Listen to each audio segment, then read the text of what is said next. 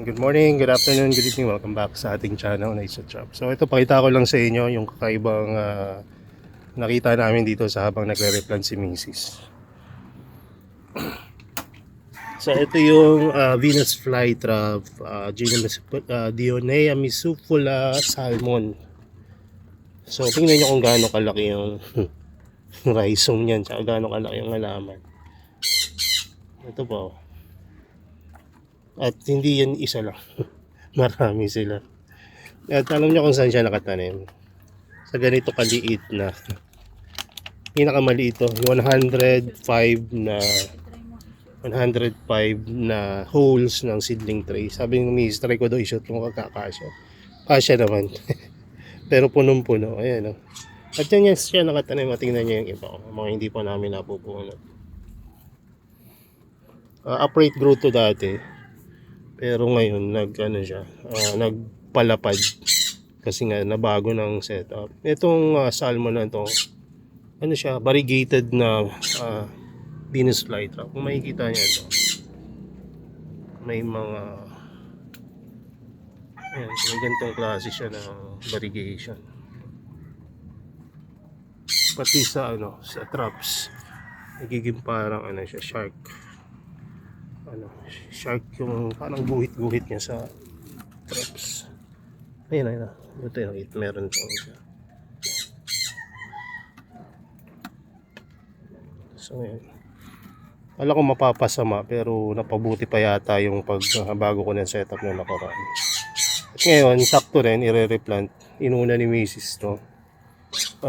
May lalagyan na namin to sa bigger tray o yung pinaglalagyan ngayon. Malaki lahat no. Ito ko lahat ang galang. So malaking klase talaga pala si salmon. Sa lahat ng nireplant namin ngayon, si salmon pa lang ang pinakamalaki. Pero sa tingin ko malaki rin si Dutch tsaka si GJ Giant po. Etong si Dragon's Breath, ayan, malaki rin. Tatanim namin yung si salmon dito rin sa ganitong klase ng setup. So mas magiging maganda tubo niyan kasi more space, although tinan niyo tabi-tabi talaga. Pero sa ilalim niyan may space pa para to grow yung rhizome. So ang maganda rin sa tabi-tabi, sa napansin ko, dahil mas malamig, mas mataas yung humidity kasi nga mas tabi-tabi sila. So may advantage and disadvantage. Ang disadvantage naman, yung mga nasa ilalim, medyo malililiman na hindi na ganoon kainit. Which is maaaring maging disadvantage yun kapag nag-umpisa pa lang. Pero kung may isip nyo, di ba yung maliliit na plantlets, minsan kailangan rin nila ng medyo mild condition kaysa sa malalaking plants. Ibig sabihin, mas gusto nila yung medyo may shade ng kaunti, para yung paglaki nila mas mabilis. Kung pansinin nyo yan, ipulsa nyo yung mga maliliit yun, tagal tumubo. Pero once na ilagay nyo yan sa medyo maliliit, mga haba agad. Parang mga toge. Ito. Pulsan na BFT. Ito ay nasa more than 6 months na. Ayan. Meron na tayo ditong sarili nating seed grown na BFT. Yung dalawa lang nag-survive, yung isa namatay. So ito yung isa pa nag-survive.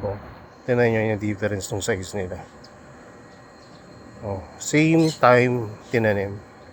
Almost same time yung germination. Pero may mga difference sila dun sa speed ng growth. So may mga PFT na hindi ganun kabibilis lumaki o hindi talaga sila malaki. Parang ito, Red Piranha. Matured na yan pero ganyan kalaki. Ito naman yung matured na giant form. Tingnan niyo yung difference. Diba?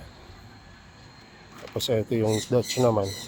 Ito yung iniisip ko na malaki rin pagka in-upload. Ito yung isa pinakamabiling BFT namin, si giant form. Kasi biruin niya, tingnan yung kulay, yung laki niya.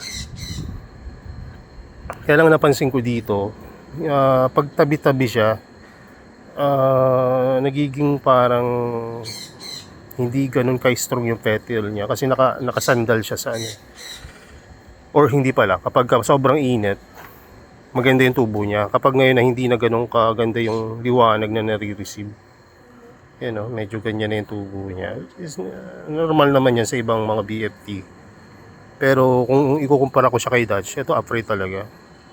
Tag-ulan or tag-init, upright, walang pagbabago.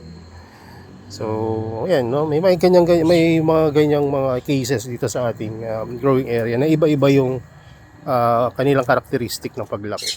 At yung anatomy ba yung tawag doon o biology ng parts nila, iba-iba rin talaga.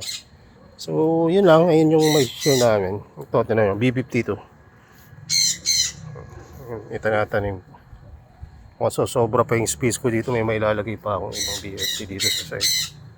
Hanapin ko na lang mamaya. So, ayan. Anyone? BFT salad. So, ayan. Sige, God bless. Bye-bye.